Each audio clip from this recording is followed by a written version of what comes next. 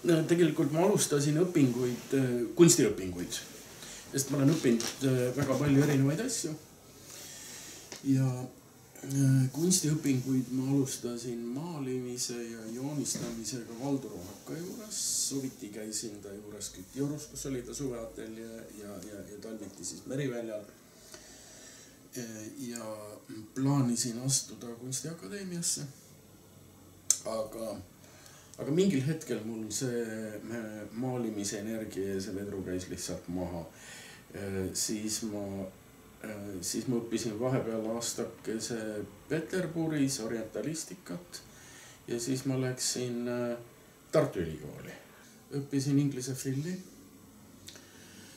Aga see oli ka parast pettumus, sest see oli 80ndate suhteliselt esimene pool. Küllaltki kinnine aeg ja kohutavalt palju kulus kogu sellest õppeajast kõikvõimalikele parteilistele distsipliinidele, sõjalisele algõpetusele, kehalisele kasvatusele, ma ei tea, mis asja kõik oli. Samas Inglise-Ameerika kirjandust sai 5. kursusel kumbagi üks semester. See ei tundunud nagu normaalne olevat. Katkestasin õpingud, käisin vabakuulajana kuulamas Lotmanit ja psühholoogide juures erinevaid asju. Ja siis ükskord ühel toredal pohmelli hommikul Toome varemetes ma ronisin üles torni peale pead tuulutama ja siis järsku mul plahvatas fotograafia.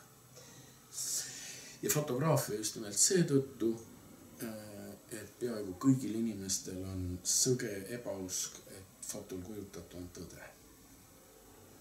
See ebausk on nii sõge, et fotot võib siiamaani kasutada kohtus ka tõendusmaterjalina. Sain aru, et see on kohutavalt võimas relv. Sellega võib inimestele ette sööta, mis ideed tahad. Ja selle peale ma tulin Tartust ära, tulin Tallinnasse, astusin tehnikakooli number 2, kus mu kursakaaslaseks sai juba mu varasem sõber Erki-Erich Merilo, kellega meil pärast teed väga tihedalt kokku läbus. Ja sealt teisest tehnikakoolist, sealt ma sain sellise esmase tehnilise ettevalmistuse. Aga kuna mind pildistamine ise on väga vähe huvitanud, pildistamine on lihtsalt selline paratamatu toiming fotograafia juures, et materjali koguda. Tegelikult mul põhiline töö käis laboris, kõikvõimalikud labori eritehnikad, montaažid, kollaažid, nii edasi. Ja kuna kirjandust liikus, midagi liikus, aga väga vähe ja napilt, siis enamus tuli endal leiutada. Tuli taas avastada mingisuguseid vanu tehnikaid, nagu näiteks Man Ray pseudosolarisatsiooni nüansid ja nii edasi. Aga see oli väga huvitav aeg. Pärast ma õppisin veel New Yorgi International Center of Photography's juurde.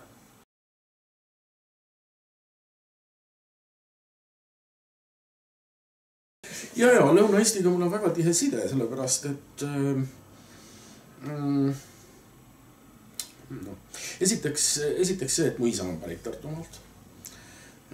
Mu vanaisate talud, siis nagu selle õpingu ajal, maaliõpingute ajal, kui ma olin suviti Valdo Rohaka juures Kütiorus, see oli selline koht, mis vajus väga sügavale mu unenägudesse ja mälestustesse. Hiljem ma ostsin Valdorilt suveateljee ära, elasin ise seal 12 aastat Kütiorus. Nii et Lõuna-Eesti on mul ilmselgelt teine kodu.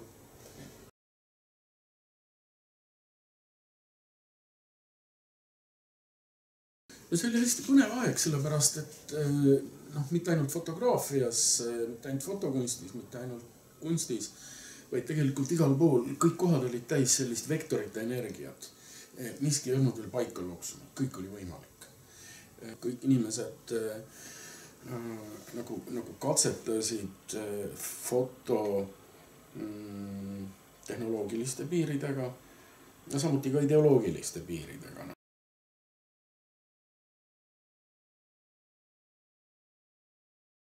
Tallinna fotoklubis oli igatsugustes, ta oli rohkem selline,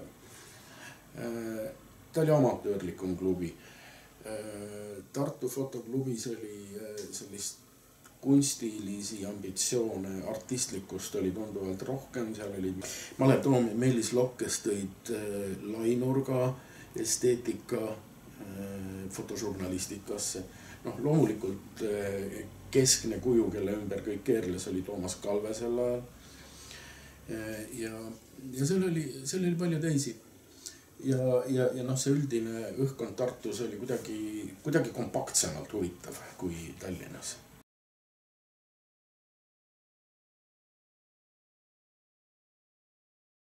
Ühesõnaga kogu see näitus Ain Mäeotsaga tegime seda koos, siis ta oli Vanemuise peanäitejuht.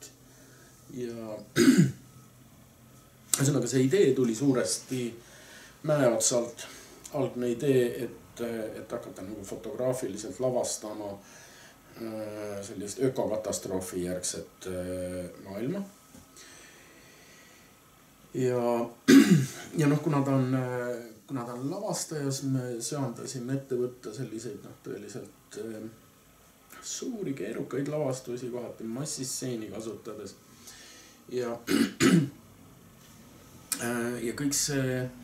kogu näitus sai pildistatud 2 järgus Lõuna-Eestis, põhimõtteliselt Võru ümbruse külades. See oli esimene järk oli 2 nädalat vist, teine järk oli veel nädal või poolteist sinna otsa juurde. Ja me üritasime sellises groteski võtmes näidata olukorda, kus nagu loodus võtab uuesti tagasi, mis talle kuulub. Ja inimesed paratamatult sellises protsessis jäävad ukse vahele.